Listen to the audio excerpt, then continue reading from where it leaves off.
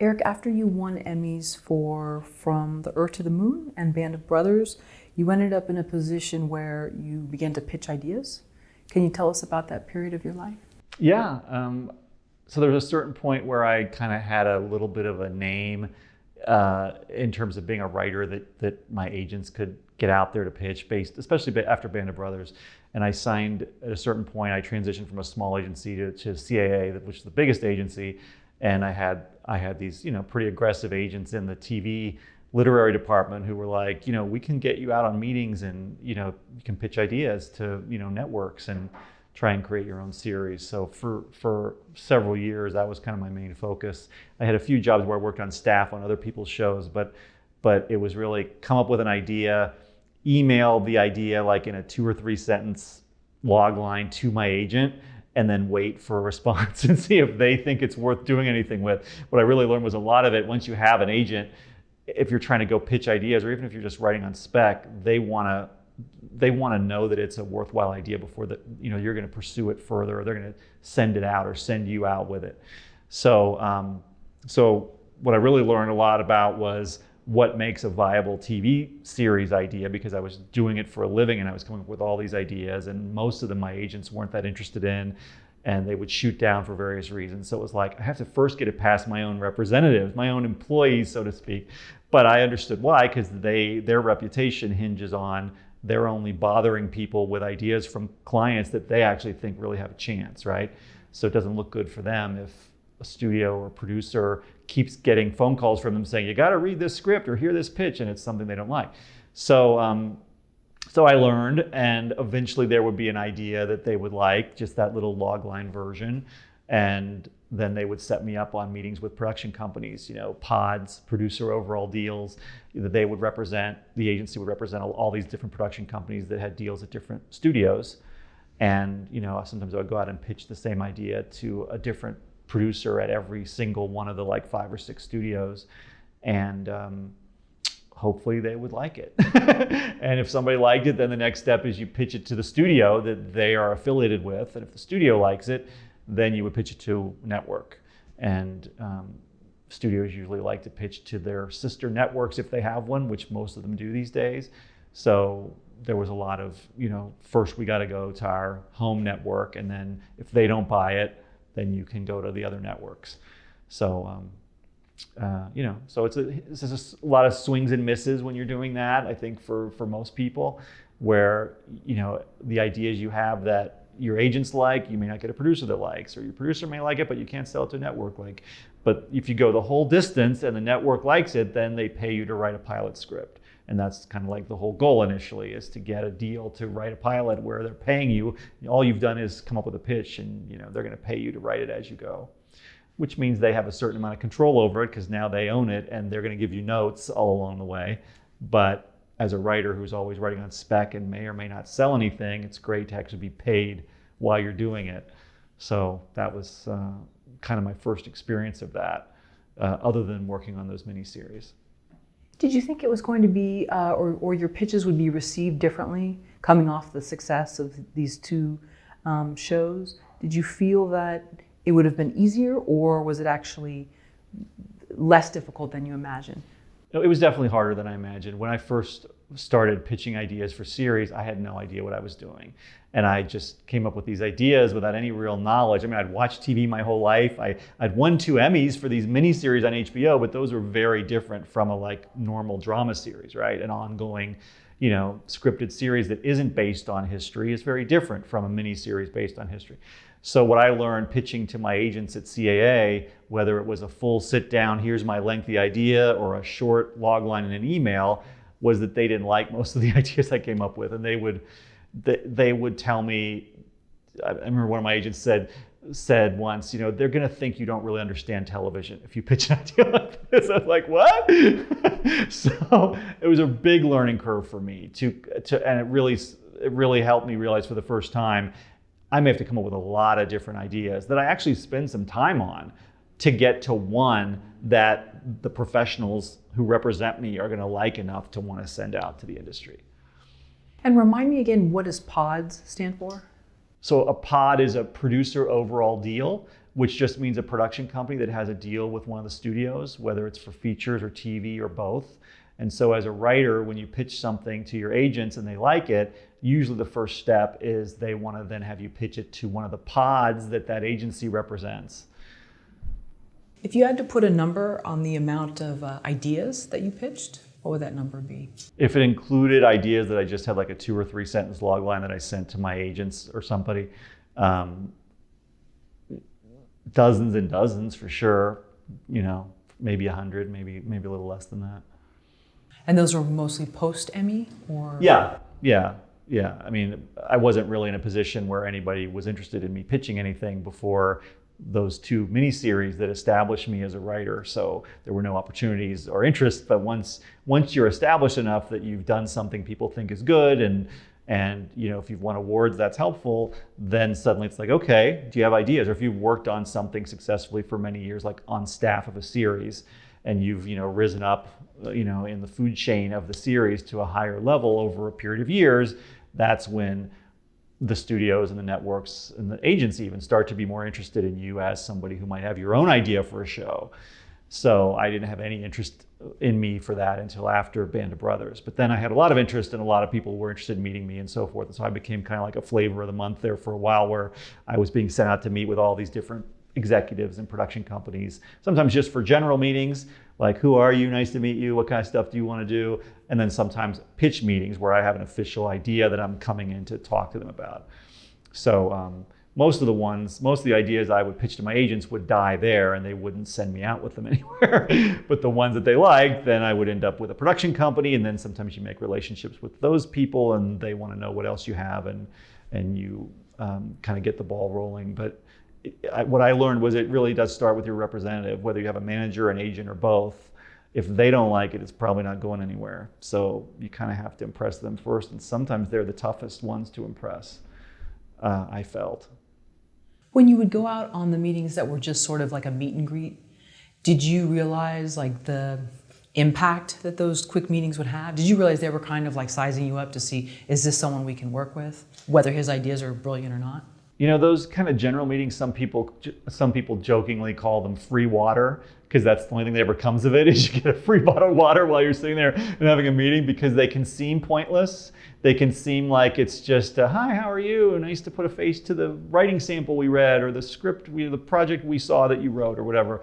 So they seem a little bit vague sometimes, the general meetings. If you don't have anything to pitch, it's probably always better if you have some things you're working on that you can refer to obliquely without really pitching them, so that they'll be like, oh, that sounds kind of interesting. When you've worked that out, let's hear more about that, But I never knew what came of those general meetings, other than I suppose there were some where my agents were like, oh, they really liked you, and when we have something to pitch, they're definitely going to be on the list of someone to take it to. So I suppose for them, there is a little bit of a screening process. The production company, they want to know that you're good in a room, that you're articulate, that you're somebody that they think could pitch something successfully to a network, because obviously that's part of the job. So I suppose they're auditioning me for that, but I wasn't really super aware of what exactly was going on. Maybe that's part of the magic. Yeah. Here he is. He's coming. The waters were great. Sometimes I got Diet Coke, sometimes regular Coke. Oh, good. There were more than one option, is what I'm saying, which was nice. That's great. How long did this pitching phase of your life last? Or is it still going on? Well, I mean, in theory, it could happen at any time, but there was a period where I was really actively doing that, which was kind of like, I would say, like a 5-year period or so, like after Band of Brothers and kind of pre-strike. I remember that I sold a pitch right before the strike and was writing the script when we went on strike, and then that project didn't happen because the strike kind of they kind of killed a lot of deals during the strike. So I kind of see that as a demarcation period. And that was leading up to that was a period where I was really doing that as my main focus, pitching 1-hour TV ideas. And they were always lighter comedic 1 hours, because I always felt I was a comedy person. My start was in comedy, and then I became known for this very dramatic historical stuff, which meant I could be sold into the industry writing that, but I never really wanted to write legal dramas and stuff like that. So I was always pitching ideas that were kind of like almost too comedic to be a 1 hour. and maybe that's why they didn't, I didn't sell as many as I might have, because I wasn't really a procedural writer or like a dark, thrillery drama type of writer. The kind of stuff I was pitching at that time, there wasn't necessarily a lot of those kind of shows with that kind of tone on the air. Also, they probably weren't the greatest ideas. I'm not going to say that it was just because it was the wrong fit, but yeah, about 5 years. What was the biggest takeaway? Whether it's just take the water if you're offered, or what was the biggest lesson from that? Well, probably the biggest takeaway is really what eventually led to this book I wrote called The Idea, which is that you got to come up with a lot of ideas to come up with one that you could actually sell, or that would sell if you wrote the script. Because I really did see that this isn't easy at all. I mean, you can look at TV and go, oh, there's all these different kind of TV shows. I can just come up with an idea for a show and it's a viable idea. All I have to do is write it or get the right person to hear it. And I mean, I wasn't probably that naive, but I was more naive than I am now, because I really learned that it's a lot of work to develop an idea for a show, and chances are they're gonna say, yeah, here's why that isn't going to work, or why we're not that interested, or why there have been other shows kind of like that, or that either were successful and so you're coming too late to the party, or they weren't successful, which shows us that kind of show doesn't really work. And so probably the biggest takeaway was just like, yeah, this isn't easy. I see why, you get paid pretty well when you break through with something, but it's very easy to have a lot of lean times where you're not selling anything, even though you're working at it pretty hard. Do you almost think it was better that you didn't know, just because some people, when they know what the odds are, they won't try something? Very bright people, but they just feel like, well, it's not even worth trying. Well, there was no way that I was going to not try it, because at that point I had reached a real height. I mean, I just won my second Emmy and had these 2 big miniseries, and I'd worked with Tom Hanks for years, and he still had projects for me to do with him and stuff at Playtone. So it wasn't like there was no chance I was going to be afraid to try. It was more like, oh, they want to hear my ideas now. Great. Okay, I'll come up with ideas. And then it was like a little humbling that, oh, it isn't so easy. But it wasn't like a fear of trying going in. I was just kind of like, great, I'm Mr. Impressive Hollywood writer now that people want to work with. So I'll come up with some ideas and we'll see where it goes. I wasn't super confident, but I wasn't like scared of it, I would say, because it was more like good things are happening. Oh, okay, let's do this now. Great, exciting. Erik, we have a question from Chloe Louisa. And Chloe asks, what goes into successful series pitch, and what are some tips to really sell your ideas?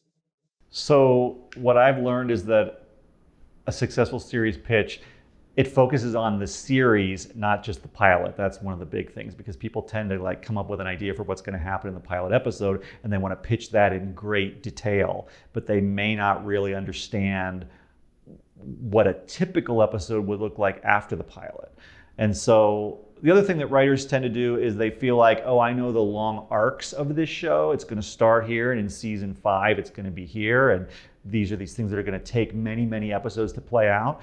And while there is a place for that in a pitch, I think writers tend to err too much on the side, writers that are just kind of starting out, on the side of those kind of long arcs. And what can be more important and is easy for them to miss is, yeah, but what does a typical episode look like? What's a typical 1 hour or half hour of this show? I think that's what the listener is kind of trying to most understand, because they're picturing something that there's going to be these endless episodes of, hopefully. And each episode has to have its own beginning, middle, and end, and not just be a small piece of a longer story. It has to have its own story. In fact, it probably is going to have multiple stories in it, because a typical TV episode has maybe 2, 3, 4 different stories going on with a different main character who has a problem or goal that week. And that's going to build and escalate over the course of that half hour or hour. And at the end, it's going to resolve. And so you're kind of coming up with a template of what a typical episode looks like when you come up with a pitch. So you want to be able to communicate that template in a compelling way so that they can sort of imagine, okay, there's going to be endless hours of this, and I can see the kind of things that are going to happen in a typical episode, the kind of problems and conflicts that are going to be the grist for stories, which characters are going to get stories, what are those characters' main life issues, problems, desires, and conflicts that are going to lead to stories, because a story is a problem, a desire, a conflict that someone is actively trying to resolve, right? That's usually building and complicating and then reaching some sort of climax before it's resolved. So a lot of it is also about character. Is you want obviously have compelling characters that feel believable and entertaining and somewhat original. But they need something to do. They need something that's going to create endless hell for them, essentially. So what is the hell? That's almost like the biggest question. What puts your characters in hell? What's the thing they're grappling with every single week? I mean, Ozark, the cartel is going to kill us unless we do this very difficult thing, and we might get killed or go to jail trying to do that thing. So it's like figuring out what that is, and that's the main thing you're communicating. There's this big sort of problematic situation that affects everyone on this show, that everyone's involved in some way. And then we have these specific, interesting characters who are part of that, who have their own personal problems and conflicts along the way. So understanding all of that and being able to communicate that, to me, is kind of like the core of any pitch for a series. So you're saying most beginning writers they want to write, let's just use this as an example, the pilot episode of Big Little Lies, but then they don't figure out all the other episodes and all the stories and arcs and 3 acts that are going to be in those other episodes. Yeah, it's not that you have to figure out every episode. That's like way too much work to be doing in advance, like every story in every episode. It's more that you need that sort of franchise, is a word that's sometimes used, which is the endlessly repeatable story generating situation, right? So you want to know something about what's happening in your pilot and something about where things might be evolving over the course of, say, the first season or first and second season or whatever. But almost more important than that is understanding how in a typical hour or typical half hour of this series, here's the main characters that are mostly going to be the ones we're following, and here's the kind of stuff they're involved in, the kind of problems that they're trying to resolve. You don't have to know what they are specifically, but you have to kind of have a sense of what they're made from, what's causing stories to happen, every week on this show. What is that thing that's creating endless conflict, difficulty, and the desire to resolve a problem? And that's, to me, that's the main thing that tells me what a show's about. Just like in a feature film, the log line is basically telling you what's the main problem, the main external difficulty that the person we're following is trying to resolve. That's really important, and it's going to take the whole movie to resolve. It's about the problem at the center of the story. So it's really the same thing with a series, only it's got to be ongoing stories that are going to go on and on and on. Many stories, dozens and dozens, even hundreds of stories you want to feel like this has the potential for. I know last interview we had with you, we talked a lot about your book, which was brand new at that time. And the book is The Idea, the 7 Elements of a Viable Story for Screen, Stage, or Fiction. I'm not sure if we asked you this before, but how much of the book is dedicated to developing the character and how much of it is dedicated to developing plot? That's a good question. It's concept driven almost more than character or plot.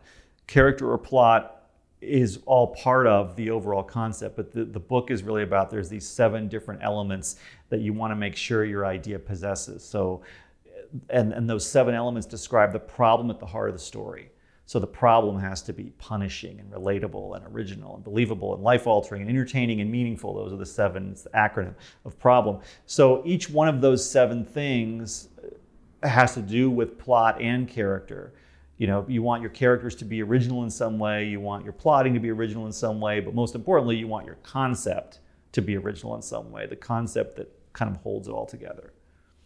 Once you have an idea that meets all the criteria that you've laid out in your book, how do you go about structuring that idea into a screenplay? Well, a lot of people, I work with clients as a coach, a consultant, and help people do this and help guide them through the process, but I also do it myself as a writer. And I do think that the Save the Cat book and its tools are helpful. My favorite thing about Save the Cat really are the 10 genres, and working with, and they each have like 5 subgenres each that he goes into in the second Save the Cat book. Save the Cat Goes to the Movies. Those genres, I think, are super helpful and very original and revolutionary for writers coming up with ideas for a movie. So I highly recommend those. But he also has the beat sheet, which is the thing that Save the Cat's most known for, which is the 15-point structural paradigm, which I think was Blake Snyder building on other paradigms people had for 3-act structure, going back to probably Aristotle, but certainly Sid Field and other people since that. And I think he came up with some really good ideas for here's what the first half of Act 2 of a movie usually looks like, and here's what the second half of Act 2 usually looks like, and here's what the second half of Act 1 tends to look like. And he came up with fun names for these different structural beats or sections in a movie. So I think that is a helpful tool. Some people don't like it, and or have a love-hate relationship with trying to like fulfill, especially when it's like it has to happen on this page or that page, which I'm not super strict about, but I do think he had some pretty good arguments for why he felt this is a good page length and this is a good place in the movie for certain things to happen. So anyway, when you do one of those beat sheets, it ends up being like a 4-page document, I think, ideally. So what that means is you're not spelling out every single scene. You're not figuring out every single thing that happens in your movie yet, because that would take 10 or 15 pages. There's no way to really do that in 4 pages. If you're trying to do that in 4 pages, and I've seen people do it often, the note they're going to get back is this isn't enough for a movie. There's not enough scenes here. There's not enough that's happening for this to fill 2 hours. So it's really about kind of summarizing the key sections of the movie, and then the key points like the midpoint and the break in Act 2 and the break in Act 3, which are just moments. You kind of figure out what those moments are, and then you summarize the sections in between, so you kind of have an overview of the structure. So that was one of Blake Snyder's big contributions to the world, and I think it's helpful. So I will use that as one method for kind of working toward a structure.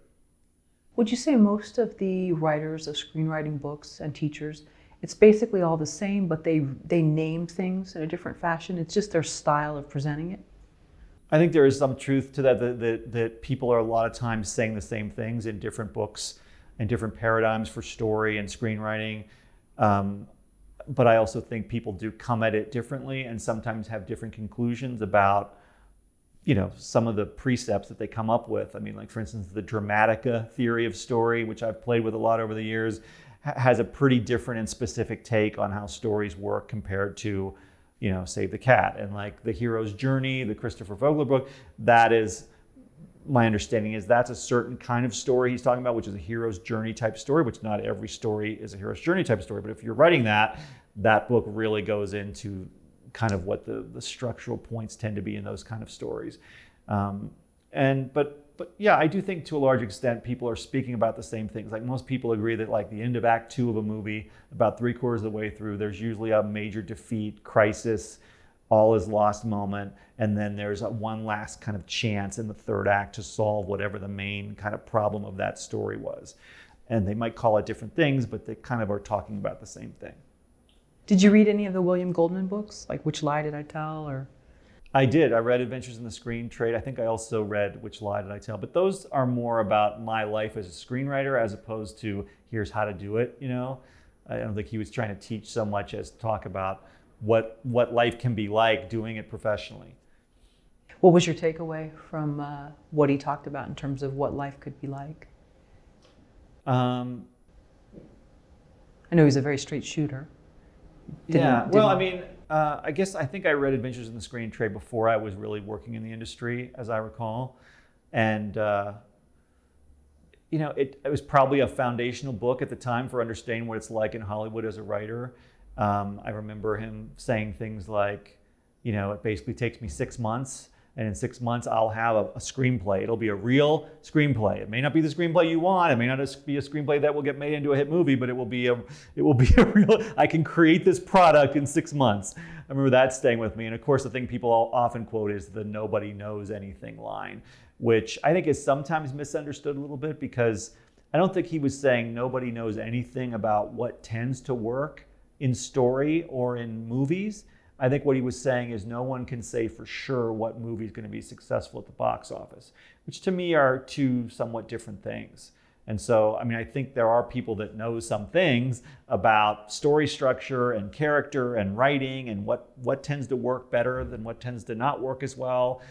They're not hard and fast rules that are 100% applicable at all times, but I do think there are principles that are good to understand and follow, as in any endeavor. It's not just something that you just dive in your first time and wing it and it all goes great, usually.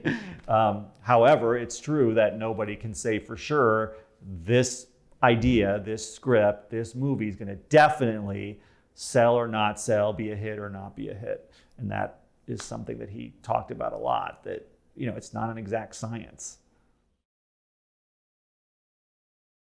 What makes a great story? Wow, that's a great question. That's a very big, broad question. What makes a great story, to me, where it starts, is a really compelling problem that is going to take the whole story to be solved. That millions of strangers consuming that story would be able to identify with this problem and care that it gets solved, and be really entertained by the process of watching people try to solve it. So that's kind of a lot of things in one, but to me, that's kind of where it all starts with. There's something that someone's going through in life that really matters to them and hopefully to us as the audience. It's really important. It's really difficult. It's going to take a lot of effort and active action toward trying to solve it, which isn't going to work. So it's difficult. It's complicated. Trying to solve it usually leads to pushback and complications and things that don't go as planned. And so that tends to build the sense of problematic situation. So it's growing and escalating, building over the course of the story. And then in the end, there's some kind of resolution that has taken the audience on a journey, and usually taken certain characters on a journey where they're not the same as what they were. And therefore it was meaningful and important in some way that they went through that. How does someone know their movie idea sucks? Well, most of us don't know. It's hard to know without getting third-party objective feedback from someone who isn't just your friend who's going to try and encourage you. It can help to put it in a so-called drawer for a couple of months. We don't really have literal drawers anymore where we put printed out screenplays, but I certainly will write a draft or even a few drafts until I feel pretty good about something, and then I'll put it away and work on something else for 2 or 3 months. And then when I come back to it, I have a much better objective sense of what works and doesn't work than I had when I was finishing that draft. So getting that objectivity, that perspective that's outside the perspective of the writer who's just trying to make it work, but the evaluator who's just seeing it for the first time and finding fault with it, is hard to do. And it can help to have those sort of built-in delays between you writing it and then you looking at it again. And of course, other people can give you that perspective as well. But all you can really do is say, well, here are the principles of what makes something good, and here's what I think is good, and here's what I'm trying to do that I think is good, and here's me doing it to the best of my ability. But I think you always end up with something that you're like, people may all think this sucks. I may not have anybody that likes this, or at least the right people aren't going to like this. That's always very possible. And I certainly go through that with everything I've ever written. Things that people loved and things that people didn't love. I had that same insecurity.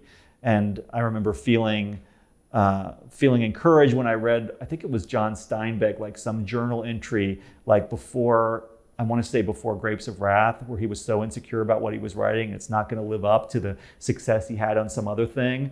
And he would talk about what he was writing about and why it just wasn't working and no one's going to like it. And so it's kind of like a built-in insecurity that you have. I mean, maybe some people don't have it. Maybe some people think everything they write is great. But in my experience, the people that are that do the best usually have a pretty highly developed self-critical sensibility, maybe to their detriment. Maybe it goes too far to where you don't trust in any of your stuff being of value. But you can go too far in either direction, and you don't really know if it sucks. You just suspect it might suck, or you're worried people are going to say that it does. So in the end, like, all you can really do is learn the principles, learn and study and understand what makes things work, and then try to please yourself. Try to write something you would really want to see, so that something that fulfills the things that you most love, and then get that objective perspective however you can, and then hope for the best, because you never really know, what other people are going to say. Yeah, that's where I was going with that, and you said it before I was even able to go there, and that is, do you find most writers are of the camp that they're so critical of their own work, or are they of the equally detrimental camp, which is everything they do is amazing and the world's just waiting for it? That can be just as damaging. Yeah, and more damaging, I think. Yeah, you think so?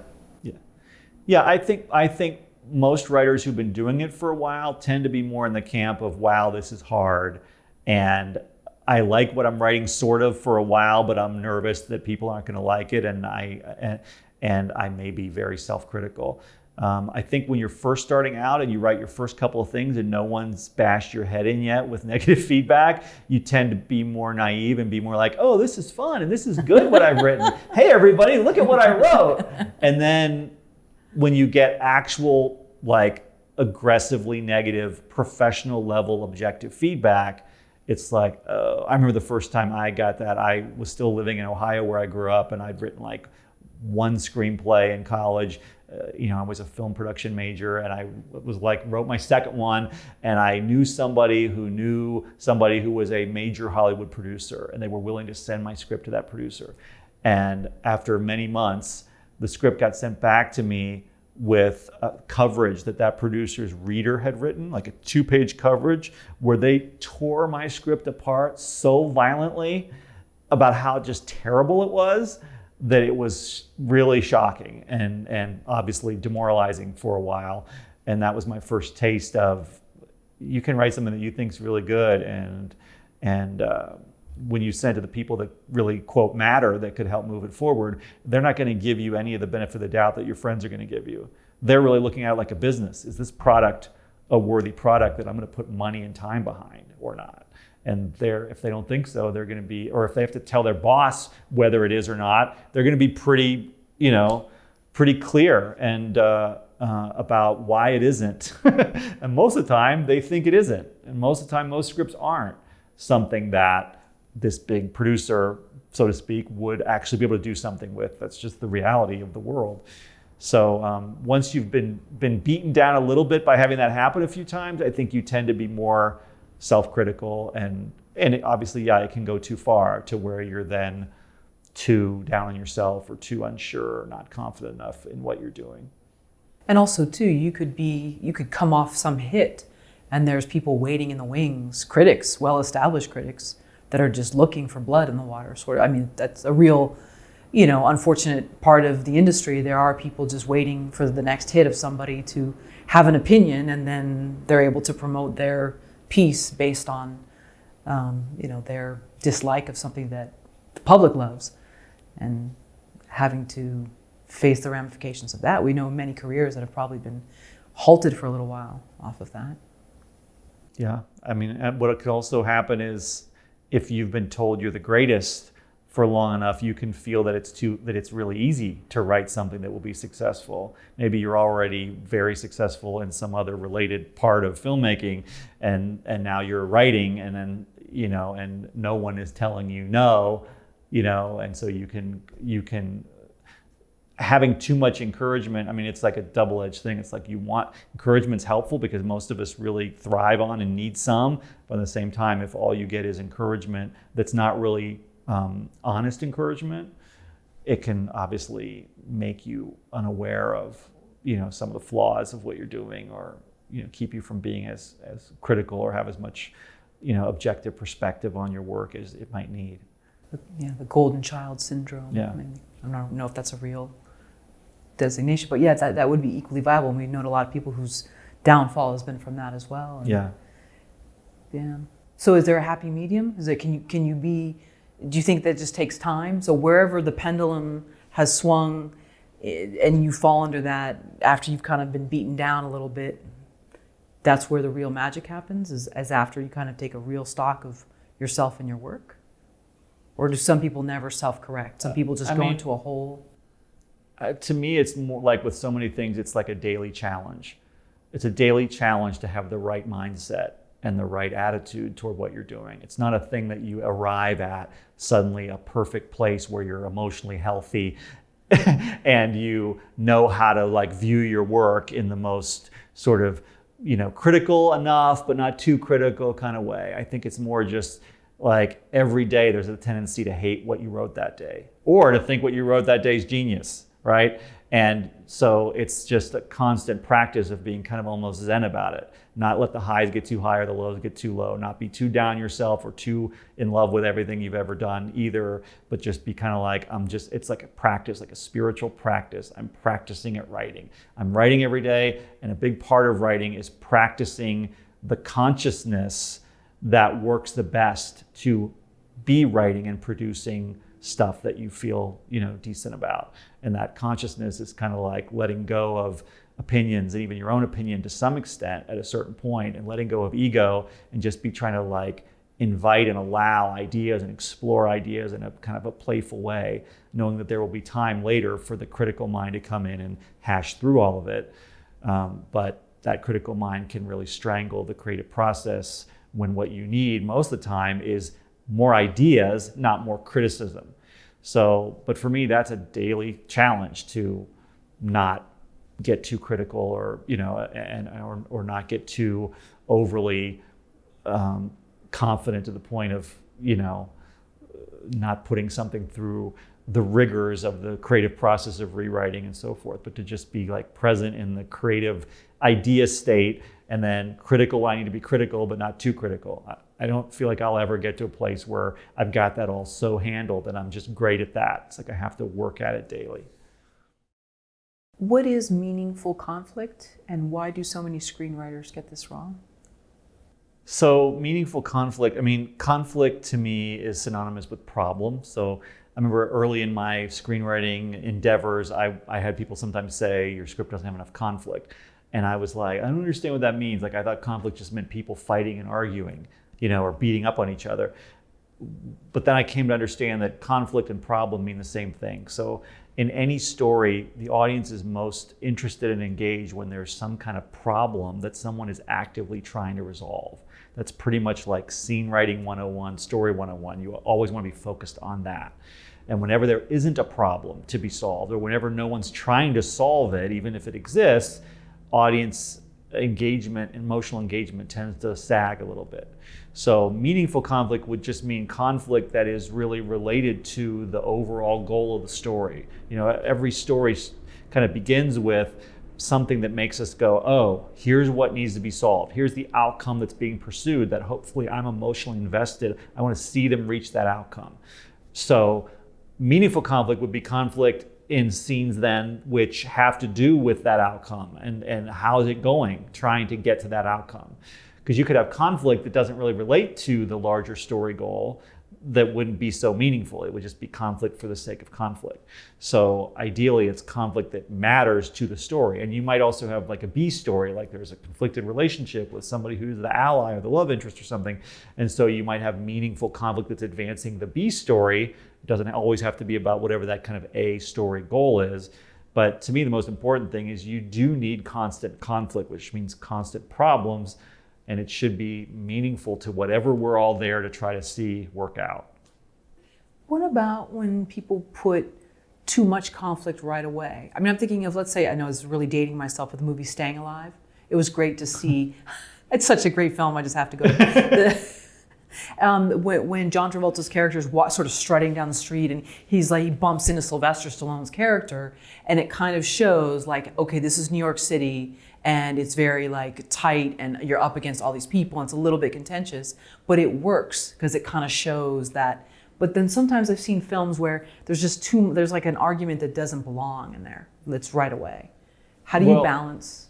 My feeling about the beginning of a movie is that you're mostly trying to get the audience to understand the main character and their status quo life and emotionally get invested in who they are and what their basic life situation is before the big problem has emerged, which will then occupy the rest of the story. That big problem tends to emerge as the catalyst or the inciting event or inciting incident, maybe about 12 pages in, if you use like the Save the Cat page count. Once that thing happens, that rocks their world and then sets them on a mission ultimately for the rest of the story to resolve whatever happened at that catalyst. Prior to the catalyst, you're just introducing the audience to the main character and their world.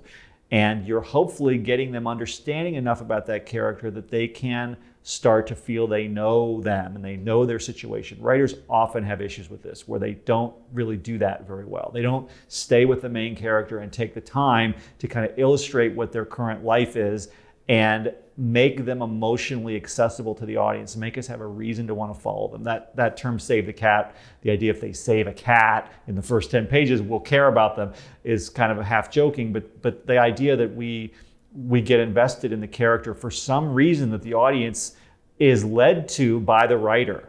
Give us a reason to care. because we tend to not care about some stranger in a movie unless you make us care. So that's like almost the writer's first and foremost job, make us care. And so it starts at the beginning. So to me, the opening scenes of a movie, the first 10 pages or so, they should have conflict in them because every scene should have conflict. But that conflict should be just the normal conflicts of that character's everyday life, kind of, up until before the catalyst hits. Even a movie like Saving Private Ryan, which opens with the biggest conflict you could imagine, storming Omaha Beach. Ultimately, that's just illustrating what Tom Hanks's life was right before the catalyst of the movie. The catalyst being he gets the order that you've got to go save Private Ryan, right? That sets in motion the real story problem for the rest of the movie and the outcome that we all get invested in. Prior to that, we're just seeing, well, what's Captain Miller's life and his unit's life like before they get that order? How do we get up to speed with who he is and what he's dealing with and what's going on in his life right now?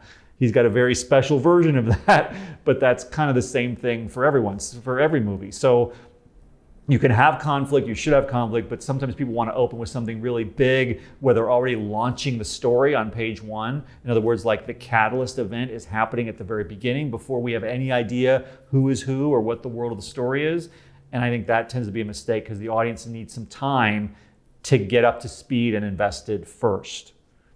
Right, and even like, let's say, Big Little Lies, you have Reese Witherspoon, and it's a very, sort of manicured, it seems more pampered life, but there's these little dilemmas throughout, like with the carpool and going to the school, and someone's in her way, and she's not getting what she wants from her child, and so you see these little mini conflicts being set up, even though it doesn't seem like the same as a war scene.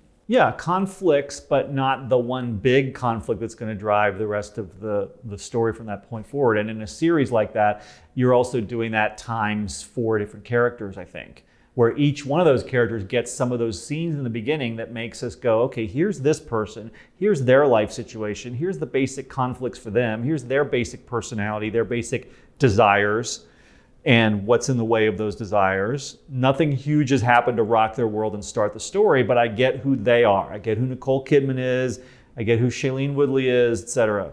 So yeah, and that's part of why writing a pilot can be harder, because you have to set up multiple characters and you have to do it quickly. So you have to find the right way to make the audience go, I get who they are and I kind of am intrigued and I kind of care about them a little. I want to see where life is going for them. Whereas in a movie, you usually only have one main character and you've got like 10, 12 pages to just do it for them. You don't have to do it for anybody else. In fact, you shouldn't be trying to spend time on scenes about other characters in the first 10 pages, in my view, because the whole goal is to get us caring about the main character, because we're going to subjectively experience the rest of the story through their point of view. So it's not about showing us these other people, what's going on with them. It's about get us inside their world and their psychology, looking out through their eyes as they live their life.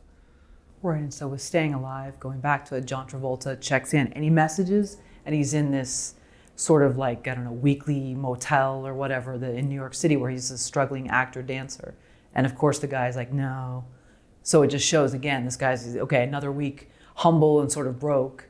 And that kind of sets off his world, because that's basically before he meets the Finola Hughes character. Yeah, this is my normal life, and here are the problems in my normal life that are just the status quo situation, and it makes you care about him because he's got this kind of undeserved misfortune. You always feel for the underdog, the person that wants something that they can't have, that they're working toward, but nobody cares. So that's a classic way to make an audience want to invest in the main character in those opening pages. We have a question here from Millie Purpose Podcast, and they ask, what do you think made your work stand out that won awards? Did you do something different, or would you consider it luck? Well, my work that won awards, I assume they're talking about like the Emmy Awards for Saving Private Ryan and Band of Brothers and From the Earth to the Moon. And it wasn't that those were my work and it won awards just because of my work, right? Those were big team efforts, and those were projects, produced by, Tom Hanks and based on books written by people like Stephen Ambrose, and they were true stories. And HBO put a lot of money into them. So it wasn't so much it won awards because of what little Erik Bork did, but I played a role in this group of writers and producers on both of them. And so I wouldn't say I made it win awards. I just contributed to something that as a whole won awards. So, was it luck? I mean, I was lucky to be Tom Hanks' assistant. I was lucky that he read some of my stuff and wanted to promote me and give me this opportunity. I was lucky that a producer came on board that mentored me and helped me find my voice and a way to write scripts for these things that people would think would work. I was lucky that HBO put all this money into it. I mean, there's a lot of luck along the way, and then there's the preparation, that hopefully you're prepared and you've got the ability to do what's needed. But a lot of it was me learning on the fly and trying to kind of do my best, feeling overmatched by all of it, but then eventually finding my way around. Okay, here's how you do this, and doing a decent job and sort of playing my part in it. So I don't know that it's that I did something very special or different or unique that I could put my finger on exactly, but obviously somehow there was a fit there where I was able to contribute something and be part of these amazingly loved big projects. And you put in a lot of time doing jobs that maybe some people wouldn't take. I know we talked about that in our last interview before today. Just you did temping and things like that. And some people might not want to do that right away. And there's a delusion that, well, I don't do that, and those jobs are actually very difficult. They're very difficult to show up every day to some of those because it's very stressful and, you're sort of the low person on the totem pole or whatever. But so doing time and sort of doing that and cultivating relationships and a trust factor. Yeah, that's true. I was also doing my time obviously writing and trying to learn the craft and generating material and getting feedback and all that. But yeah, for me, getting a job as a temp was something that I moved to LA to do. So it wasn't like I'm above that. It was more like, oh, this is a way you can get in the industry and sort of learn and get closer to all of it and eventually have an easier chance at maybe making the right contacts, et cetera. And also getting better at it because you're around it. So, but it can be hard to take this kind of job, especially if you're in your 40s and have kids or something and on a mortgage in Iowa. So those are usually jobs taken by people in their 20s, sort of right out of college, like I was, who are living in LA or able to move to LA, and that certainly can be helpful. So I took it more as a very helpful way to move forward. But yeah, at the time, low paying and sometimes difficult bosses, but for the most part, I found it a better place to work than, the Blockbuster Video I'd managed in Dayton, Ohio, or the, restaurants I was waiting tables at before that.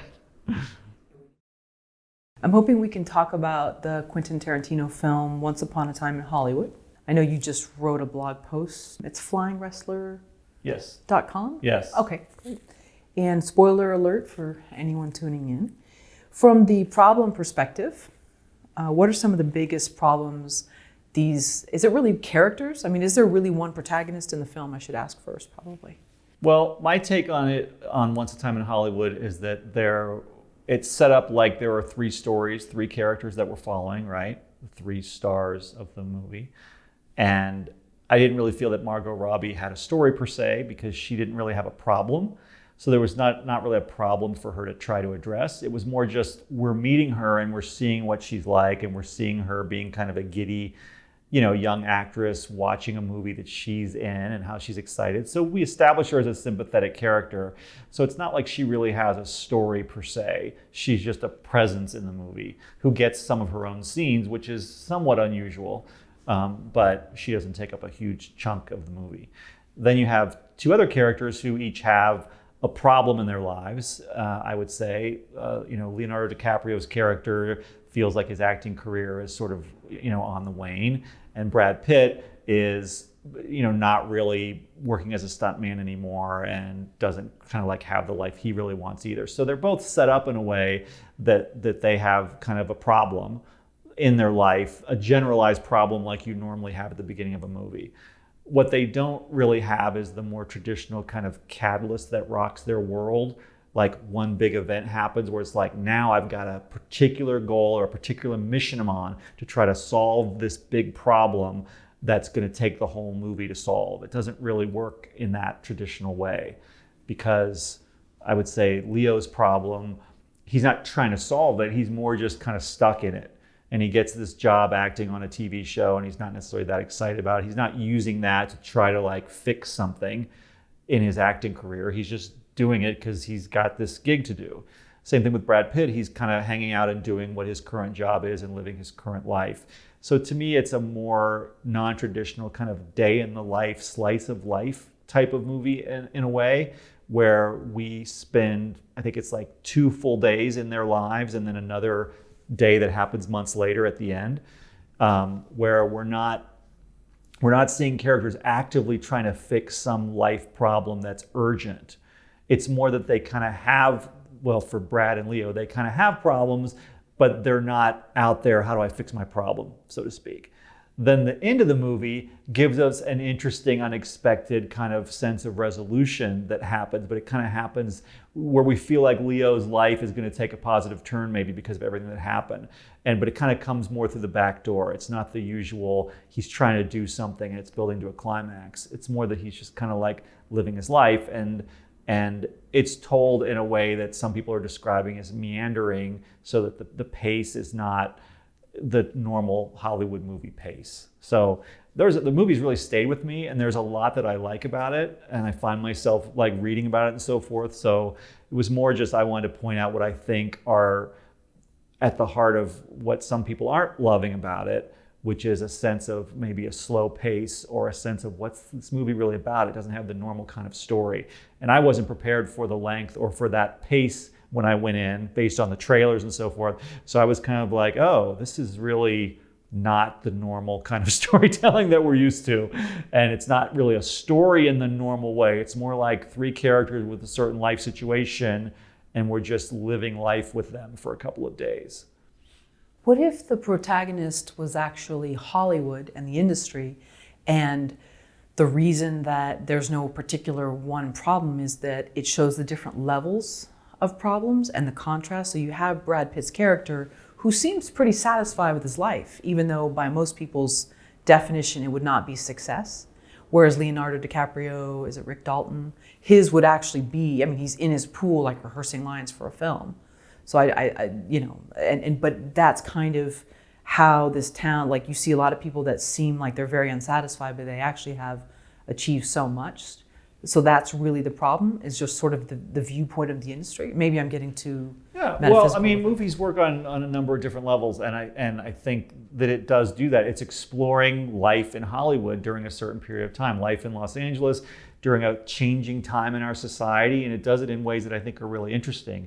I would just say that Hollywood can't be a protagonist. Like a place isn't a protagonist in the way I would just define it, or a main character, because to me a main character or a protagonist is a person typically who's got something they're trying to solve. They're a sentient being who's got an issue that we can all relate to, that they're out there in life trying to fix that issue. So obviously Hollywood isn't doing that, so they can't really stand in for a main character. Hollywood can't as a whole, but he may have been well aware that he was doing it this way on purpose and that it wasn't traditional, and that's okay. And it is okay. It's making a lot of money. It's getting great reviews. It's going to win awards. There's just maybe some people that walk out going, oh, I didn't like it as much as I thought I would, which happens with pretty much every movie. So, but as somebody who's like kind of teaching screenwriting and analyzing why I like and don't like different things, I tend to sit down at the blog and go, well, here's my take on it, and here's why I thought it could have been shorter. So one would figure that a story about the entertainment industry would be inherent with conflict. You'd almost have to take parts of conflict out, but you felt possibly that the movie Once Upon a Time in Hollywood did not have enough conflict? It's not that it didn't have enough conflict. It did have conflict in it. I would say Margot Robbie's slice of the story didn't have any conflict in it, but that's a very small slice. I would say that it's more that characters aren't actively pursuing resolution to a pressing problem or desire that they're focused on, that's building and escalating over the course of the film. But there is conflict. Also, the scenes tend to be very long, longer than we're used to, and they may feel like nothing's really happening regarding the conflict or the problem for quite a long time. Like, Leo's on the set and he sits down next to this child actress and they have this conversation that doesn't feel like it's necessarily like it's taking a while, but it's well written and it's engaging in its own way. It's just not the typical length and pacing that we're used to, which some people might find very refreshing. I know that they do. But others might be like, where's this going? Why are we just sitting here on this kind of mundane conversation? But eventually it leads somewhere, which is he wants to impress this little girl actor. And then we have the scene that he does with her, which is also a very long scene in a movie. In other words, they take much more time than you would normally see to show that he puts on a good performance and impresses her and feels good about it. They don't do it as quickly as movies typically do in today's Hollywood, or even in 1969 Hollywood probably, although the pacing then was definitely slower than it is now. And who knows if that was one of his thoughts, that I'm going to a kind of pacing that's more of a bygone era. I'm not sure. And with the Sharon Tate character played by Margot Robbie, if people are aware of Sharon Tate's story, maybe is there some magic in showing this like amazing dreamlike life, beautiful woman, seems sweet. But then if you go back and you research, you realize that it's very tragic up until that, point. Yeah, I think you're right. I think that, and some people point that out in comments on the blog post I did, which I think they're right in saying the audience, if they know what happened with the Manson murders, there's an inherent tension waiting to see what's going to happen with the Manson murders. And even though none of our main characters are actively trying to do anything to solve anything other than the one very compelling scene where Brad Pitt is at Spahn Ranch, the rest of the time they're kind of oblivious to or not focused on that. And so, yeah, it puts this character in jeopardy. We know what Sharon Tate is facing. So, yeah, I think that is kind of their way of giving you a story that has a resolution at the end. It just doesn't have the typical thing of characters are trying to solve it over the course of the middle. They're just kind of living their lives, in the end, put in a situation where something really huge happens that ends up creating a resolution. But one thing I think I noted also in my post is that the Tarantino movies I know usually have life and death stakes pretty much constantly underlying almost every scene, like Pulp Fiction, Inglourious Bastards, Reservoir Dogs. And so those scenes in those movies also tend to be quite long, like the opening scene in Inglourious Bastards, which is this really great scene. But it's got life and death tension at every moment. So we're on the edge of our seats going, at some point, this is going to turn and someone's going to get killed. When you don't have that tension, I think it's harder to get away with longer scenes, although he seems to be getting away with it with in a lot of ways. With this movie is doing very well, and I'm not trying to completely slam it, but as I analyze my own reaction, and some other people saying it feels meandering and so forth, plotless in a way, I think that's kind of what they're referring to. In The 40-Year-Old Virgin, Steve Carell's character seems to have a clearly defined problem, but is that really what the problem is? Like, the audience goes in with one vision of what his problem is, but is that really his real problem in the end? Well, a lot of times you have an external problem and kind of an internal arc as well, and those two things are intertwined, and so they both kind of get resolved in the end. So for me, his external problem is that he's a 40-year-old virgin, and these people at work know about it now and are focused on it. And he's terrified and self-conscious and feels overwhelmed and in over his head, and nothing goes right as he's trying to deal with, now I have this woman I'm dating and these people they're trying to get me having sex with and so forth. And so I do think the external problem for the whole movie is he going to be able to resolve his virginity and do it in a way that he's happy with, which probably means this woman he's in a relationship with is going to know and it's going to be okay and they're going to finally have sex and it's all going to be fine. So that's the external problem. So I don't think it really changes in terms of that being the problem that we spend the whole movie waiting to see resolved.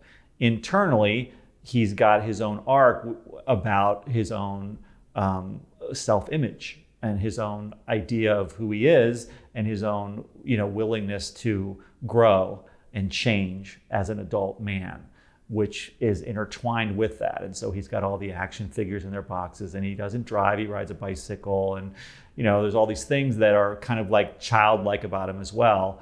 And so you kind of see at a certain point that he has to internally change in some way in order to have the external thing work out. So the way he gets internally, he gets pressured to change in the big blow up scene with her, which is really about his secret that he hasn't told her, but they're selling all of his stuff and he's freaking out about it, right? Because she wants him to sell on eBay all of his toys so he can like open his own store and like be a grown-up kind of, and he's not ready to do that. So on some level, he's not ready to be a grown-up, so there's that internal arc, but the external problem is losing his virginity successfully and being able to be with her. Okay, so it seems like that's very clear to the audience, the internal and external conflict. With Once Upon a Time in Hollywood, do you feel that the internal and external are clear, or there's just more of an external and there wasn't so much of an internal with Leo's character? If he is the main, let's say, well, I realize there's 3 protagonists. But. I mean, I think there are external and internal arcs we'll just talk about Leo's character. It's just that he's not actively pursuing a resolution in a way that's really super stressful the way it is in the 40-Year-Old Virgin, and it plays out in a slower paced way. But basically, I would say his external problem is his acting career seems to be waning, and he doesn't know what to do, and he feels like he has no way to fix it. Then there's like this one lengthy sequence in the middle where he's acting on this TV show, and he gets inspired to do a good job that day, and he does after some conflict along the way. And then in the end, what happens with the whole Manson stuff, he has another opportunity to do something that in the end feels like it kind of in a weird way works out and helps him meet the next door neighbors and get an entree into the new Hollywood world that Sharon Tate and Roman Polanski represent, that he felt shut out of before. So you do see a resolution to that problem in a way. And you also there's a sequence where time has passed where he's like gone to Italy and stuff, right? And so there's some sense that maybe he's resolving that too by going and doing those, I guess, spaghetti westerns and stuff. So, but the internal arc I think is more faint, but it's basically, I think it's just kind of like he feels kind of like sorry for himself, and he has to just kind of like buck up and be about the work instead of his own career prospects. And for Brad Pitt, I think there's less going on. I mean, not only is he not pursuing a resolution, we don't necessarily feel like, oh, his stuntman career is falling apart and it matters. It's just kind of like, okay, he's now at a certain point, he's not going to be on the payroll anymore with Leo, and it's like, oh, that's sad, but that doesn't kind of happen until right near the end.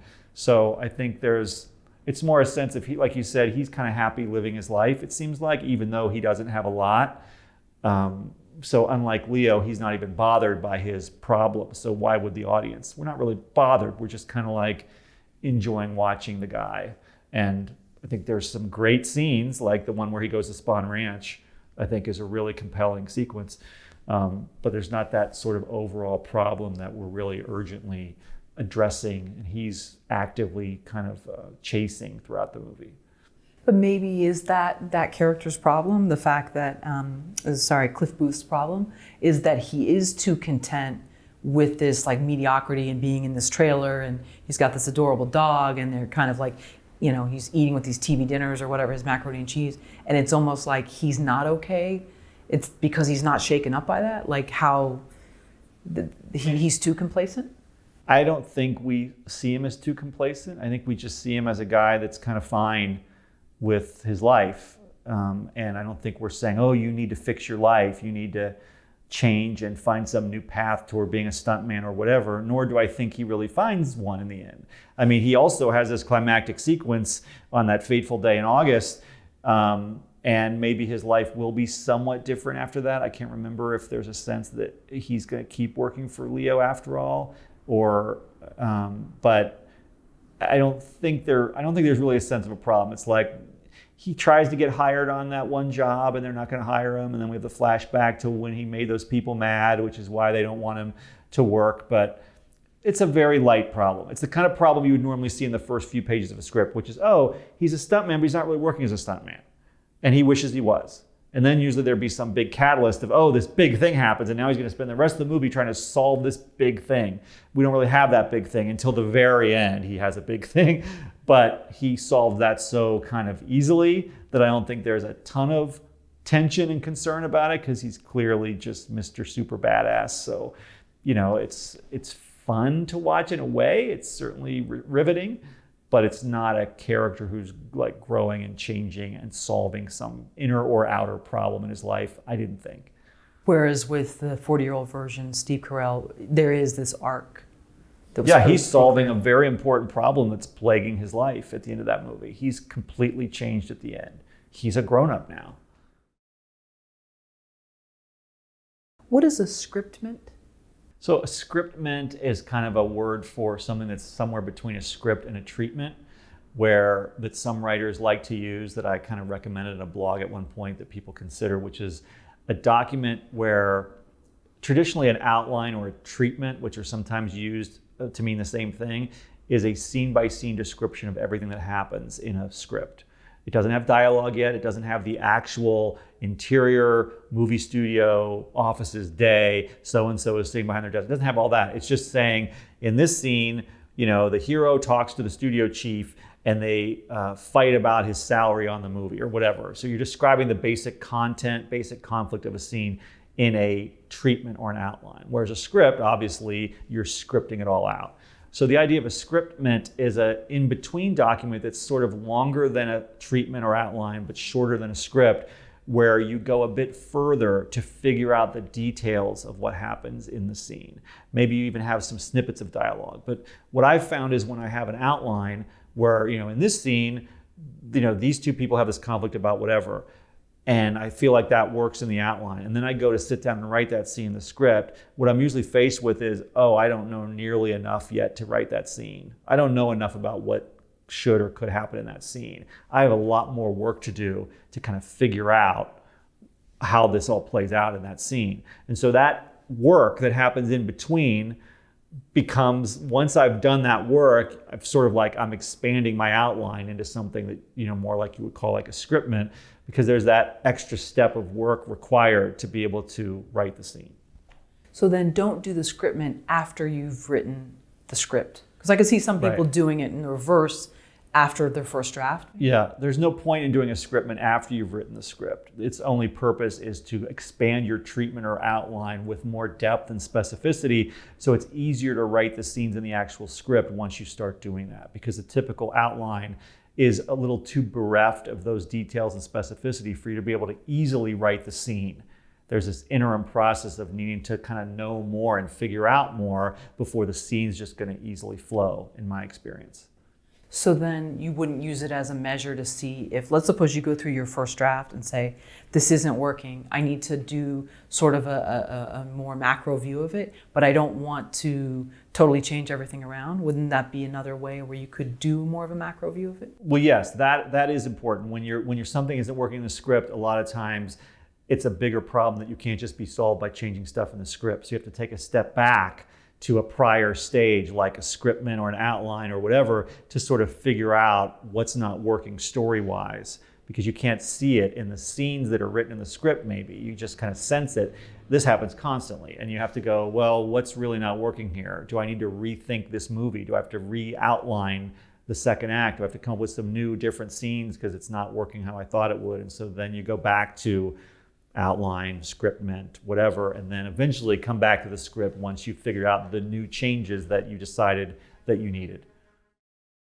What mistakes do writers make writing characters? I think that the challenge with characters that I have even is creating three-dimensional people that feel real and interesting to the audience, and compelling and intriguing and sympathetic and all the things that you want them to be. So it's not so much that you're writing the character, because you're like writing the script that has the character in it.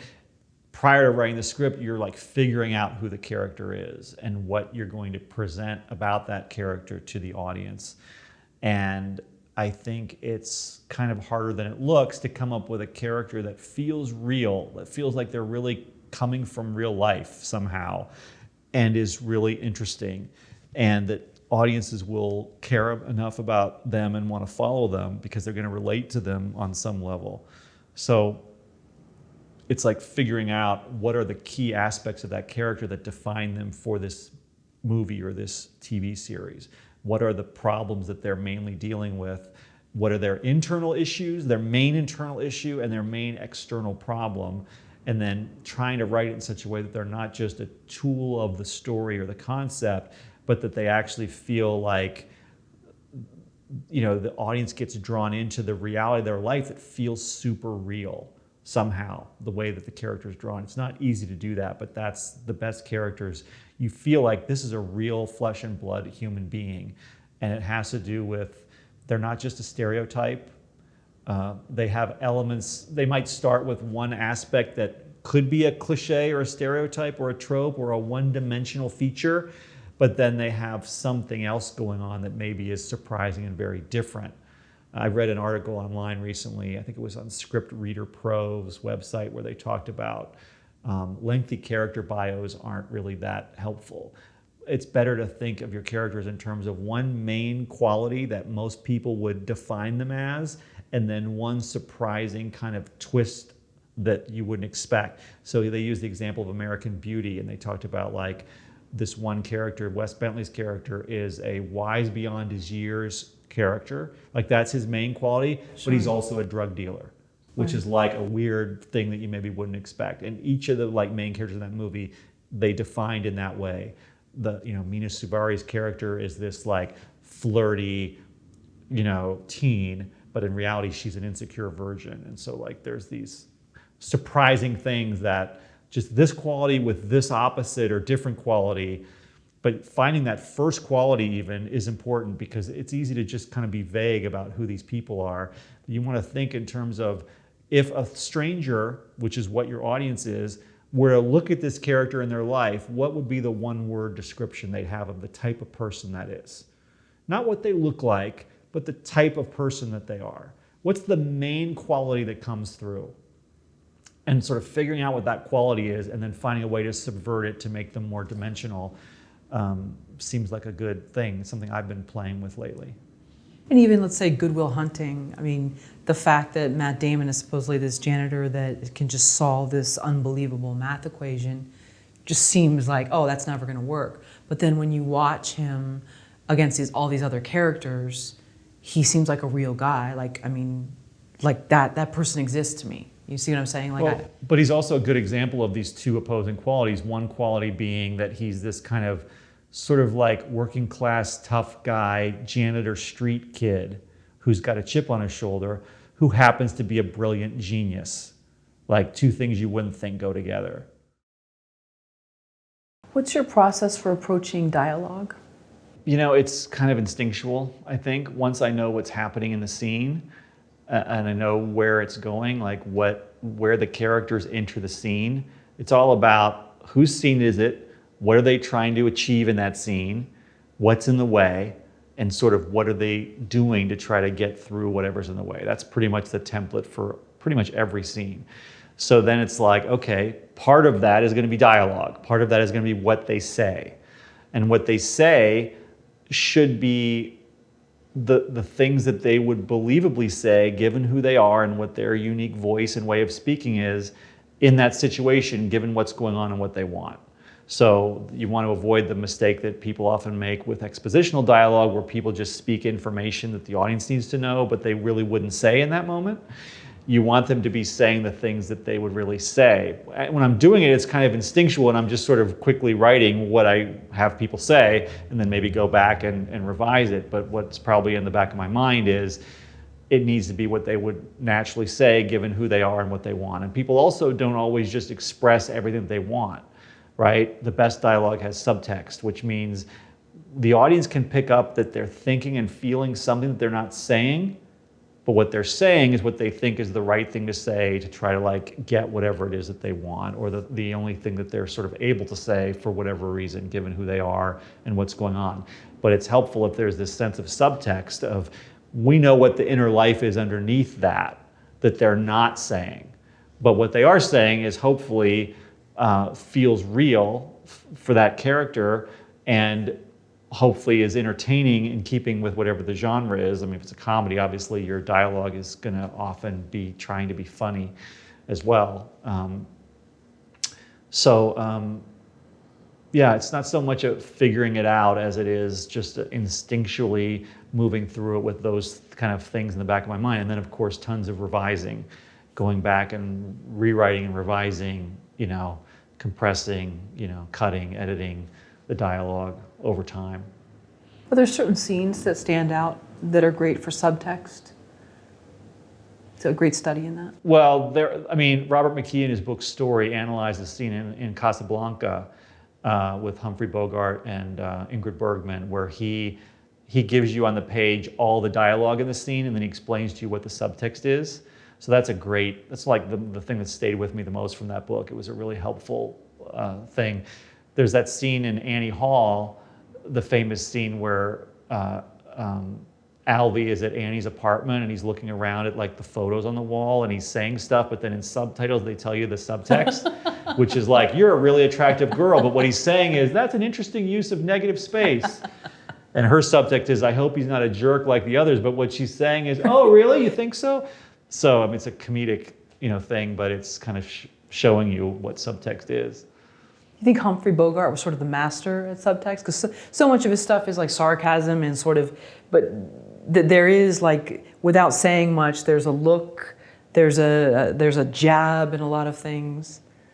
It's a good question. I don't know. I mean, I don't know how much credit to give actors for it, because really it's in the writing to some extent. You need the scenes and the characters to have that inner life that's going to be clear to the audience, but also have dialogue on the page that is not exactly what they're thinking and feeling, you know, where you can feel the gap. At the same time, it's a big part of acting, I think, is to know, what am I really feeling and thinking, because I'm not saying it, and what am I saying, and how do I portray what I'm really thinking and feeling to the audience, even though I'm sort of hiding it in a way in my dialogue, or I'm not quite coming out with it in my dialogue for whatever reason. And obviously there are great actors who do that particularly well. Do you think certain decades of cinema have more or less subtext? I don't know about that. I would say that television writing traditionally has tended to have less subtext, especially kind of like what we traditionally think of as like primetime network dramas and comedies. Usually have a lot of dialogue, and the dialogue tends to be a little more on the surface with just saying whatever it is people are thinking and feeling. Although nowadays, when we have all these TV shows that are more movie-like and that have a different feel to them, you might see a lot of subtext in the dialogue there, as you might do in movies. It's a more, I guess, slightly more like sophisticated kind of thing, which isn't necessarily present in certain genres. Like if it's Bruce Willis in Die Hard, there's probably not a lot of subtext, right? Or if it's you know, South Park is not filled with subtext, right? So, but sort of like serious dramas, you know, tend to have more subtext, or just, you know, I hate to use like a pejorative that, you know, it's good if you have it and bad if you don't, but to some extent that's true, that it tends to be more interesting and involving if we're seeing people who aren't saying everything that they're really thinking.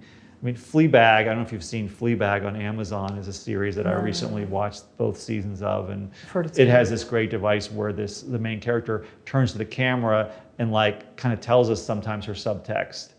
And it says this running dialogue with the camera, which they did a little bit in House of Cards, and other shows have done it too. They do it in their own unique way, so that the audience is in on it. She doesn't give us every bit of subtext, but she gives us some pointed looks and moments of here's what she's really thinking, but she's saying something different. And I mean this in all seriousness. You think of Bruce Willis, though, in Moonlighting, and it was tons of subtext between he and Sybil Shepherd. Right, yeah, it depends on the genre. It's not about the actor does or doesn't do it. It's about the project, yeah. Oh, so you don't think that you think certain actors get more roles in terms of, you know, because you think of Samuel L. Jackson's character, and he's so great and everything, but he's just gonna say what he feels, you know, and he's gonna have this moment where he's gonna have like a little mini meltdown, and everyone's gonna be kind of at his mercy, and then they're gonna kind of like do what he wants them to do. Like certain actors seems like more of one style than the other. I mean, they may get cast in roles that are non-subtexty roles more, I suppose, but I don't know that it's certain actors do subtext and some don't, or some are better at it and some aren't. I think it more is a writing thing. It's more what kind of scene is it? You know, because we're really talking about the scene level. Dialogue operates on the scene level. So what kind of scene is it? Who are the people in the scene, and what are the agendas, and what are they trying to communicate or achieve? And what are they really thinking and feeling? And are those things going to be in the dialogue or not? Kind of just depends on the kind of genre and the kind of scene it is, I think. So Aaron Sorkin, maybe less subtext. Gillian Flynn, maybe more with Gone Girl and different things. Yeah, that's a good point. Aaron Sorkin, I think, is less subtexty because he tends to write these very, smart people articulately laying out arguments for things. I mean, I think of like The West Wing classically that way. And so, it's not subtexty for the most part. It's very come out and say your opinion and argue it with somebody. It's kind of an intellectual, cerebral type of writing, I think, that's engaging on that level. It's entertaining on that level. And I'm not saying that he doesn't ever have scenes that have subtext. I'm sure he does. Like if you look at The Social Network, I could probably imagine scenes that have a lot of subtext. Sure. Where Justin Timberlake's on the phone with Eduardo, and he's saying one thing, but we know what he's really mean. It's not that Aaron Sorkin never does it or can't do it. It's just the style he's most known for, like from The West Wing, I think you're right, is less subtexty. Do you outline all of your work every time? I do outline all of my work, and I think most screenwriters do, but as with everything in the writing process, there's no like one definite cookie cutter method that always works great all the time. So I'm always aware that every new project is like a new adventure and a new kind of chaotic mess of the process of how it turns into whatever it turns into. And so outlining, pre-planning everything has its obvious pros and cons. The cons are that maybe there's a spontaneity that's lost, or it could go in some direction that surprised you if you just sort of free wrote and didn't know where it was going, which I think novelists tend to do, and maybe some screenwriters do that too. The pro of outlining is that you have a solid story structurally, and you kind of figure it all out in a way that's hard to do when you're in the middle of writing scenes. But I think screenwriting tends to require that structure more, because one of the reasons I think is in like novel writing, you can be inside a character's head. And in screenwriting, you're really describing action that people are taking, what they're physically doing that we would see, and what they're saying. And a lot of the content of the story is underneath that. And in a novel, you can just write that other content because a lot of it's like internal thoughts. Not every novel has a lot of internal thoughts, but many do. Whereas in a screenplay, you usually can't really do that. So for the audience to really understand what's going on in the story and what it all means and what people want and feel, you have to construct it in a way that's sort of like a Rubik's Cube kind of, where if you don't pre-plan it, it's like impossible to solve it, it seems like. Probably not impossible, but that's been my experience and my training. So I outline, and I usually recommend that writers do, but some people work better where they can just jump into scenes at an earlier part of the process, and maybe they discover things that then later go into the outline, and there's a back and forth. There's no one method that I think you have to do it this one way. So you've seen that where people do their first draft and then they maybe put it in the proverbial drawer, and then they go and they could outline later? Well, it's not that you outline later, it's that you see problems in the script and then you go back to the outline stage to try to address those problems and make it more coherent. I mean, there are definitely a lot of writers who are good at scene writing but not good at structure and not good at the kind of architecture of a story. And I have counseled many writers with that situation, and sometimes they have a real difficult time taking a step back to the sort of structure or the like macro view of their story or even their concept, where they're more about, I'm comfortable when I'm writing scenes. And I think most writers are more comfortable writing scenes, especially if you know roughly what the scenes are supposed to be or are going to be, and you can just write them.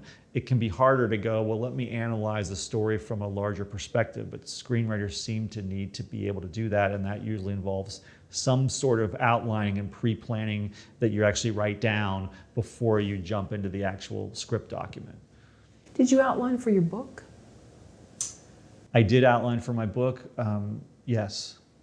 And so how was that for you? Because I know you write a blog. I don't know if your blog came, it came before the book, obviously. Yes. So Are you taking prior blog posts and plugging them in as chapters? Yeah, there is some material from prior blog posts, yes, but then I came up with this sort of superstructure for the book as a concept, which is that it's going to be these 7 elements, and each one has its own chapter. And then I might have had some material on my blog from years ago that fit that if I repurposed and revised it somewhat, and then also writing some new material as well.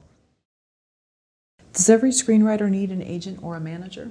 You do if you're not going to produce your work independently and you're going to try and get it sold and get it produced by someone else. It's pretty hard to do it without that unless you have a very close friend or relative who's a producer or in a position to kind of greenlight a movie. But for the most part, all writers that work in the industry have an agent and or a manager. Although right now, writers have kind of fired their agents because of a big dispute that the Writers Guild is having with the agencies as a whole. But putting that aside, most successful writers these days have both. Some have only one or the other, but those people are your way of getting your work to the potential buyers. It's really difficult to do that on one's own. Almost impossible really to launch a writing career where you never had an agent or a manager that's being the person that introduces you to those people that rely on them to filter out all of the people that aren't worthy of their time, so to speak, in terms of their work and their writing. So, the industry relies on those representatives to some extent to recommend writers and scripts and projects and pitches to them. And they'll only be interested if they come to them recommended by someone they trust, just because there's a volume of stuff out there that it's hard for them to sift through all of it, the producers, the executives, et cetera, without somebody who's sort of performing that function for them. So in a way, that's what agents and managers do. They also help writers figure out what to write and how to write and present material that will be successful as well, in theory. So that's a valuable function as well. But the main function is helping them get work and then negotiating their deals and the business side of their careers and maximizing that as well, which most of us writers wouldn't be so good at doing that for ourselves. What's your advice to a screenwriter who doesn't have an agent or a manager in 2 parts? How should they find one, and what should they be doing in the meantime when there's no active leads? So there's no real easy or direct or obvious way for a writer to get an agent or a manager. It's what every writer wants once they recognize that that's the first step to having a career or to working professionally. Pretty much everyone knows that's what they need, but it's very hard to get one. And you can't just go make that happen. So it's more that you have to focus on the craft and focus on the writing. It's not so much how do I get an agent or manager, it's how do I write something that an agent or manager would like if they read it. That's the key thing that people are best to focus on, I think. So you can send query emails to some managers and even some agents. Here's a logline of a script I've written, you don't know me, but do you want to read the script? And in theory, that could get read and they could say yes, and then they could love the script. And there are a small number of people that get signed that way. Very small, I would say, but it does happen. A lot of places, really legit, bigger management and agent companies won't take those kind of unsolicited queries, won't ever respond to you, et cetera. There's also the writing contests, competitions and fellowships and things, and some film festivals have writing contests that if you do really well at really prestigious ones, there will be some agents or managers that will probably find you from that, or you can use that information to make a query have a better chance at resulting in them wanting to read something. If you say this was 5th in the Nickel Fellowship last year, obviously that's going to help. But as far as what to do in the meantime, it's write. I mean, that's your job, is the writing, not the business side. And all that stuff's the business side that you can't really control or force into existence. So it's write and get feedback and be open and learn and study the craft and keep writing and write lots of things. Don't just spend a million years on one thing, but keep initiating new projects and exploring new ideas and increasing your understanding of the craft and sharing your work with people that can give you professional level feedback if possible, whether you're in a writing program or you hire a private consultant of some kind or happen to know somebody that can give you that. that will be honest and helpful, as opposed to just like a friend who doesn't really know what they're reading and is going to be nice, so to speak. Where is someone finding the contact info for these agents or managers? IMDb Pro? Yeah, I mean, you could find them on IMDb Pro, but there's so many companies, it's a little hard to sift through and know which ones are which ones are legit, which ones are big, and which ones are small. I did a list of managers that's available on my website. It's been like almost 3 years now. It's probably still mostly up to date. I've seen other websites that have, list of the top Hollywood management companies and so forth. So once you know which ones are the legit ones, then you can go to IMDb Pro to find their contact info, in theory. Another way to know who's legit is and this is how I created my list partly, is to read information about what spec scripts have sold in a given year and which managers represented those, or which scripts made the blacklist or made some of these other big year-end lists of screenplays that you can find online, and who are the managers of those agents and those scripts. That will tell you that that's probably a fairly legit management company, because if you just search managers on IMDb Pro, you're going to get thousands, and most of them are not really in a position probably to be necessarily that helpful. And the same thing with agencies. The Writers Guild on their website has a list of franchised Writers Guild agencies, which right now is a shorter list because there's been this standoff negotiation where most of the big agencies, including the 4 big ones that represent 80% of working writers or something like that, writers aren't dealing with them right now, and everyone's had to fire their agents. So probably many people would tell you that you really want to be, before this whole dispute happened and maybe after it's over, the big 4 are the ones that have the most power, and so most writers gravitate to one of those big 4.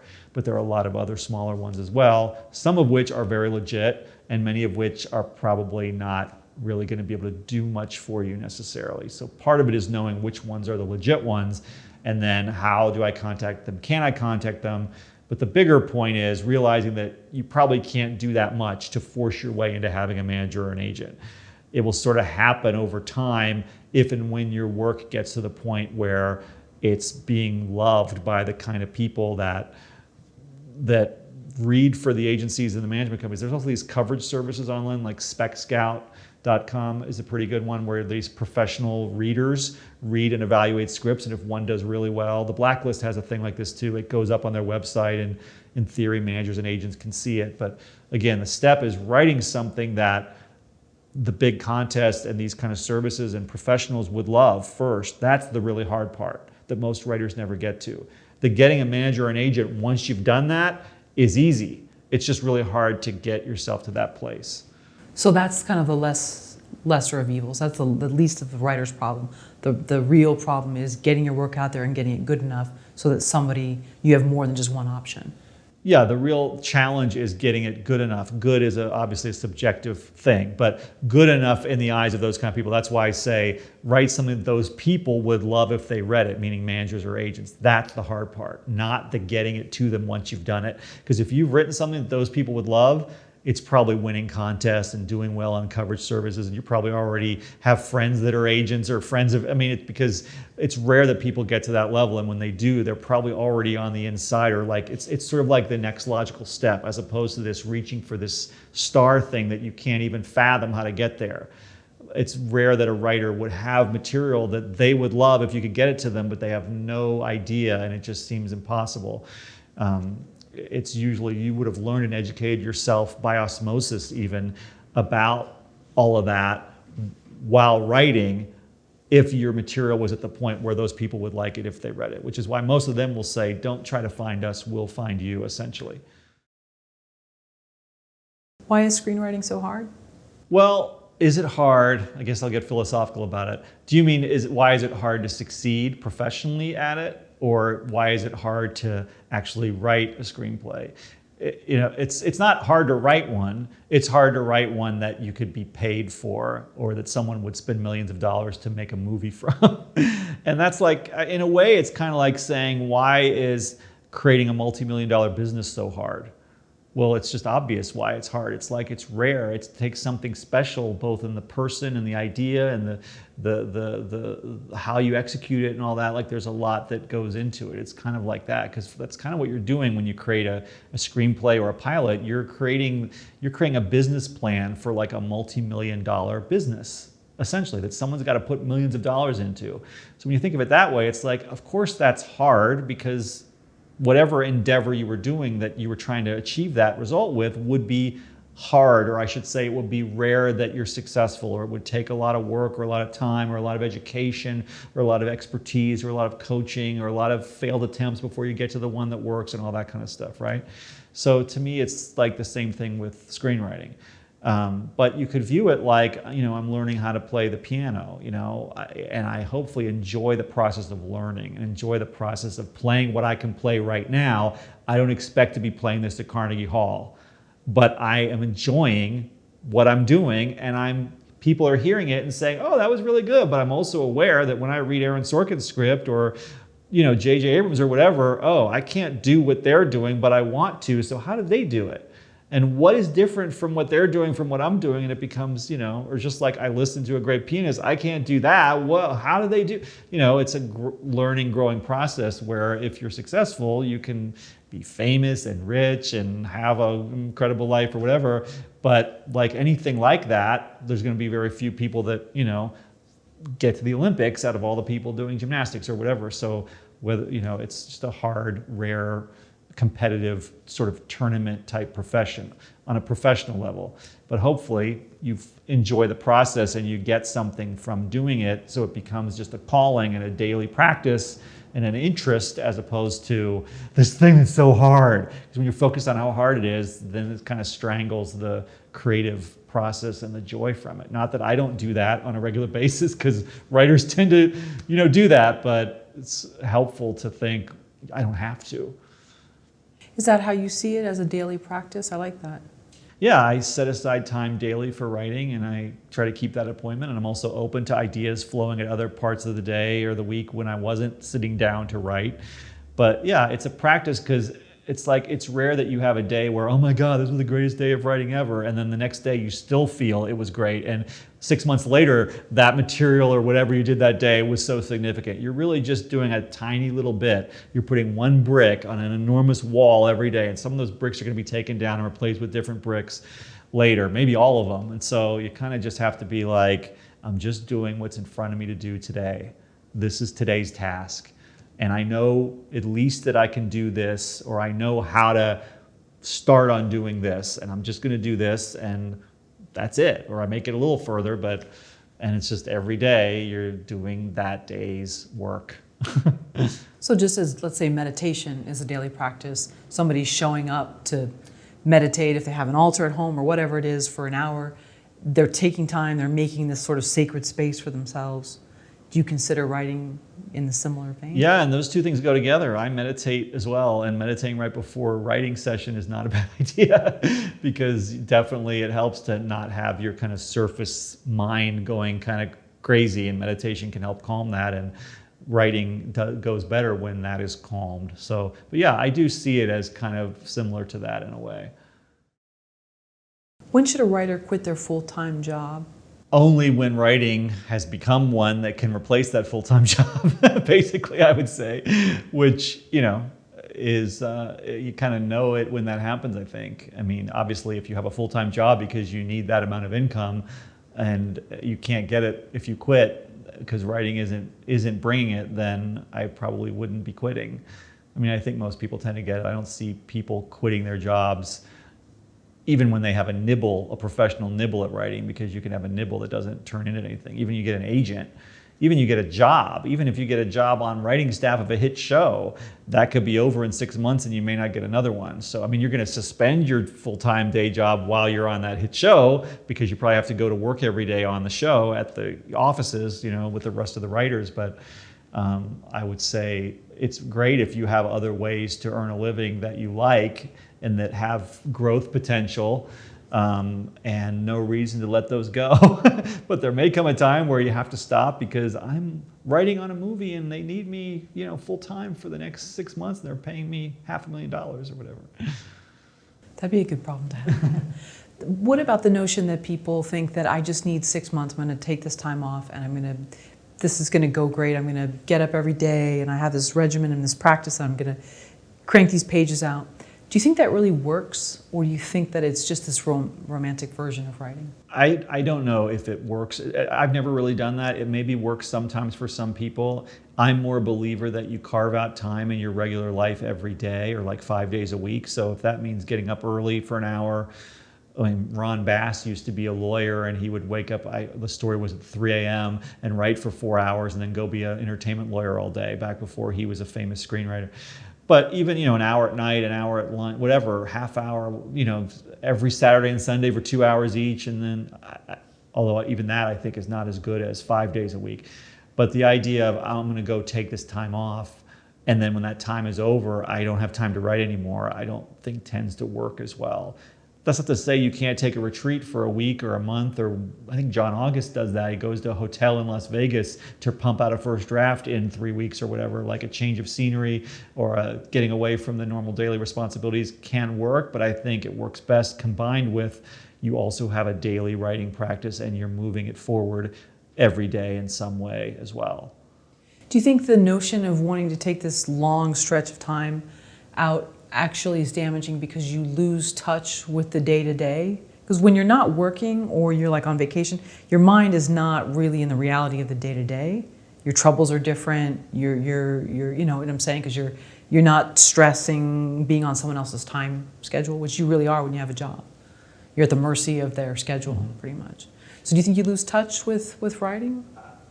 Well, you're saying when you go off and write and leave your regular life, will your writing not be as good because you're out of touch with regular life? Pretty much, yeah. I don't really see that as an issue. I think it's okay to not be currently immersed in your normal life to be able to write. I think it's just more a danger that somebody just never writes until they have that magical stretch of time where they think they're going to write all day, every day, and it's going to be great.